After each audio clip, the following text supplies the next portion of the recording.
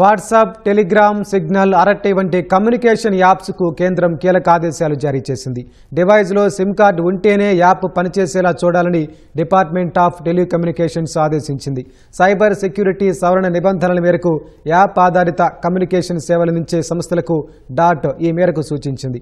Communication యాప్స్ను telecommunication identifier user ఎంటిటీస్గా పేర్కొంటారు.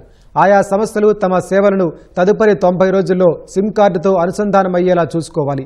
ఒకవేళ user web browser ద్వారా సేవలు పొందితే సదరు ప్లాట్ఫామ్ ప్రతి 6 గంటలకు లాగౌట్ అయ్యేలా చూడాలి. మళ్లీ సేవలు పొందాలంటే క్యూఆర్ కోడ్ ద్వారా లాగిన్ కావాలి. ప్రస్తుతం యాప్ ఇన్స్టలేషన్ సమయంలోనే సిమ్ కార్డును ధృవీకరించుకుంటున్నారు. ఒకవేళ సదరు డివైజ్ నుంచి సిమ్ కార్డు తొలగించినా, డీయాక్టివేట్ చేసినా సేవలు మాత్రం కొనసాగుతున్నాయి. సిమ్ బైండింగ్ నిబంధనతో మోసపూరిత కార్యకలాపాలు తగ్గుతాయని సైబర్ నిపుణులు సూచిస్తున్నారు. ఎవరైతే డీయాక్టివేట్ అయిన సిమ్ కార్డుతో వాట్సాప్ వంటి యాప్స్ను వినియోగిస్తున్నారో వారు కూడా ఈ నిబంధనతో సేవలు పొందలేరు.